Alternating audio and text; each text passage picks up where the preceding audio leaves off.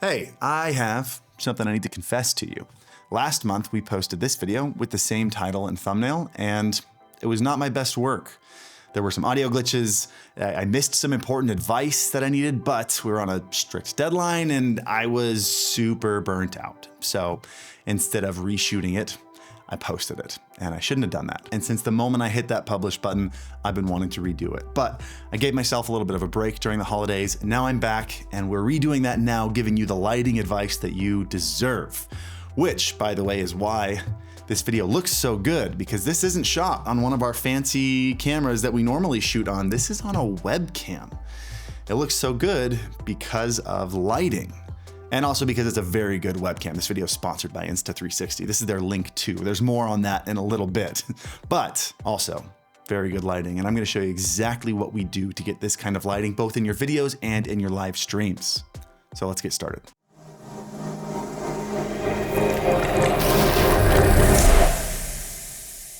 Let's kick this off the right way and jump right into the thing that should have been in the last video because it's the most important thing that makes your face look good.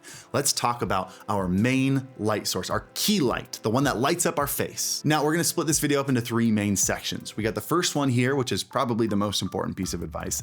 The second one, which is all we talked about in the last video. And the last one's gonna be a little bonus tip that also should have been included in the last video.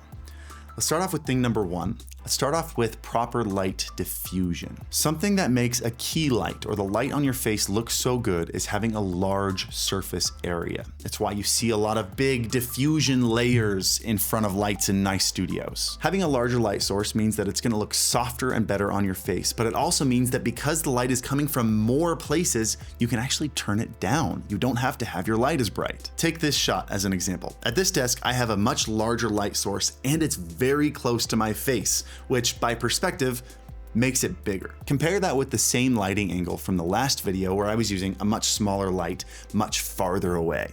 It looks a little bit harsher. That's because as your light gets smaller and moves farther away from you, the angle the light hits you becomes more narrow and direct, and it just becomes harsher. Now there are three ways to get a larger light. One is to get a larger light. However, that's not always feasible for everyone because the larger the light gets, the more expensive it gets. This light right here, I wanna say is like $600–700. It is also my favorite light. The thing is like 3 inches thin and is phenomenal. There are also a couple other lights that I like. For example, the Amaran P60X is, I wanna say $30 more than the Elgato key light and considerably larger. It also comes with a nice grid that makes the light a little bit more directional, but you don't quite have the same convenience and control of pushing a button on a Stream Deck to change anything you want like you get with the Elgato ones. So I still think the Elgato ones have a little bit of an advantage there. But the second way that you can get a larger light source is to diffuse it somehow. A lot of creators will use diffusers, which is great because they're pretty cheap and they're massive. The problem is they're super inconvenient, especially at a gaming setup, because you have to hang them in front of your light and you probably have to buy some kind of hanging apparatus to even get it up there in the first place. So it's not as cheap as you'd hope. There is another cheaper solution that kind of takes advantage of some of the power of these small Elgato lights or any light like this. If you've ever used an Elgato key light, even the key light Air, you know that they are way overpowered. I never turn mine above 5 to 10%. So turn them around and bounce the light off the wall. By reflecting the light off the wall, you change the size of your light surface area from this to this. You will need more light, but that's where the power of the key lights come in handy. In fact, I'd even say this is possible with the Elgato key light Air. One thing to keep in mind is the reflected light is going to match the color of your wall. So if you have something like a green wall, this might not work for you. If you have an off-white color, maybe a warmer kind of tan wall, you might need to adjust your light to a more cooler color to offset that. If the color of your wall is really messing with it, you can grab some kind of white sheet and hang it in front of the wall and bounce it through that. That'll work too. It'll work a lot better. And this isn't a new idea, by the way. A lot of streamers have been doing this for forever. You'll have to adjust your lights, make sure the angles are looking good, really play with it, but this is one of the hacks that turns small, aggressive lights into nice, soft, diffused lights, and I highly recommend it. This is why when we did that stream makeover a couple months ago, we took those 3 lights and we combined them into one.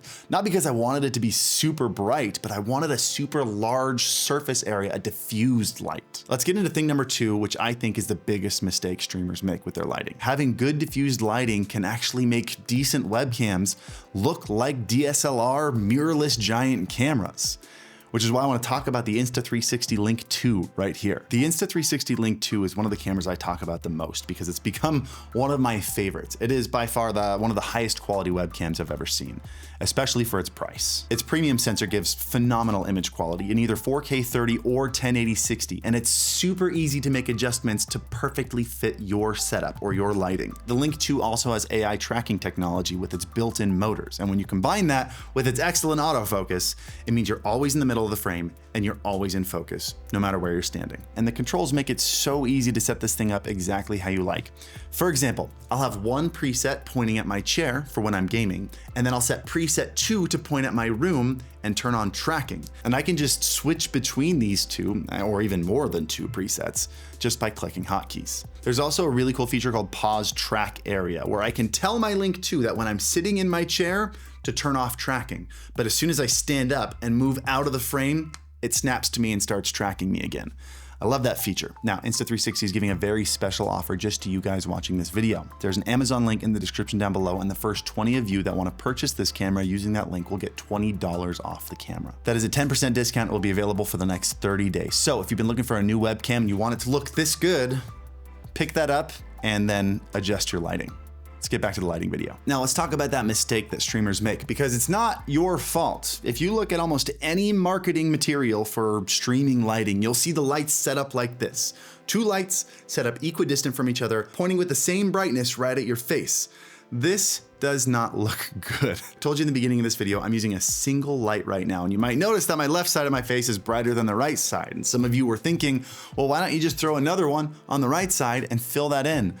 Because that would make it look worse. When you remove all shadows from your face, you end up making your face look completely flat. Shadows give your face depth. You need to use them properly. So here are 4 really cool lighting setups that will properly shadow your face while still making you stand out. In fact, I'm gonna use this light as my second light, and we're gonna do that. Now for each of these, we're gonna use 2 lights, which is what I usually use in a setup anyway. Now the first setup looks like this, and I've drawn a diagram out for you. If we take the streamer and put him in the middle of a clock and put 12 o'clock right at the camera, our key light, or our main face light, is typically between 10 and 11 o'clock. This gives you some good even lighting across your face while maintaining some shadows. I've got mine at about 11 o'clock right now. Instead of having the second light in the same place, we're gonna move it to about 9 o'clock, directly to my side, and we're gonna lower the brightness a little bit. So it's filling in that shadow side a little bit, especially if you're in a darker room and the shadows are a little bit too intense. And it's just gonna be what's called a fill light. You still want that side of your face darker than your lit side, but it's not as obvious. You also get this nice little highlight right across the side while the shadows come back in where the depth is important, like your nose and your eye socket and your mouth. Let's jump to setup number 2. This is the lighting that we use a lot in our videos, and it's great for separating you from the background, and it's got a little bit of a moodier touch to it.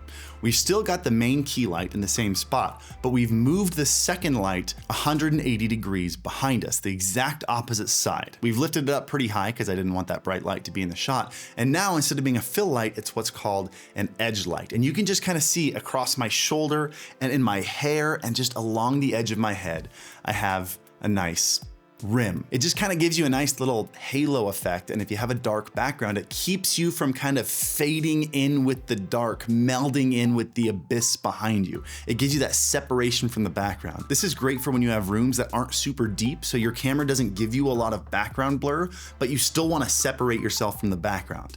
Having an edge light is something I love doing. This third one's a different one. It's actually used a lot in glamour shoots and beauty shoots. It has one light, our key light, directly above the camera.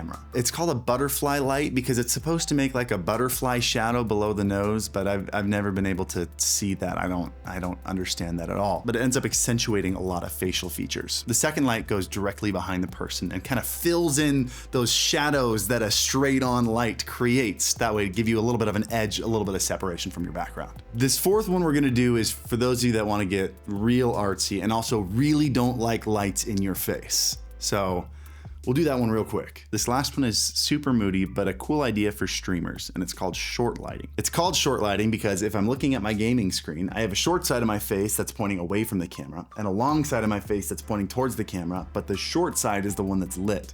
Now, it's cool looking, but more importantly, it means that the light that's in front of your face can be turned way down low. This main light that's now lighting the short side of your face should be at 3 o'clock or even 4 o'clock, depending on how much lighting you want on your face. So you get to be a little artsy and you get to game without a massive light in front of your eyes. What are your thoughts on these 4 different lighting setups? Which ones are your favorites? Leave a comment down below, and if you don't have any opinion, just throw down an emote for engagement. Random emote, that'd be great. Hit the like button while you're down there. Appreciate it. Let's jump into thing number 3 and talk about some tips for lighting your background. The thing about lighting your background is it's very subjective. It's the area where you kind of get to reflect yourself and the vibes that you want to give off during your content. So there's no like one size fits all here, but there are a couple things that I would recommend avoiding. The first thing I would avoid is a black abyss. The problem with really dark areas is cameras don't pick them up very well and they get really noisy. You might actually notice that on the black door and on this black wall, you get some kind of grain going on. That's why in the beginning of this video, I had a little bit of a light on to fix that a little bit. And sometimes we actually shine a light on this black wall just to lift it a little bit. That's also why I put some of these little decoration, they're called practical lights, lights that you can see on camera that just kind of give it some life.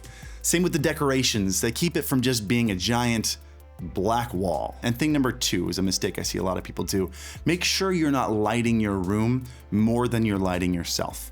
I see a lot of people that don't like lights on their face, and that's fine, but then they end up turning on their lights in their room behind them, and it ends up making them shadowed while their background is very lit. It's just kind of awkward. Your brain is drawn away from the subject and it looks a little weird. Finding that perfect balance of having an interesting background but not having a distracting background is kind of the art. That's the fun thing that you can spend months working on and spend some time on it. It should be fun. It should reflect you. Do you know how much better I feel right now?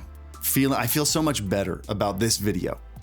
I hope you do too. Are you watching this for the second time, or is this just people that didn't see the first one? Let me know in the comments, because this kind of healed me a little bit. We probably damaged our algorithm a little bit. We're gonna get some low click-through rate on this, but 2025, we've really wanted to turn some things around. I wanted to focus more on quality over quantity and remind myself of why I started making these videos to begin with. So I've actually thoroughly enjoyed this. I hope this video was better than the first time around. I really do. And just a reminder that if you're looking for a webcam that looks like this one, I've got a link to one in the description down below. So hope you enjoyed this video. I hope it helped. And as always, happy streaming. Hit the subscribe and like button if you haven't already. Love you guys. Peace.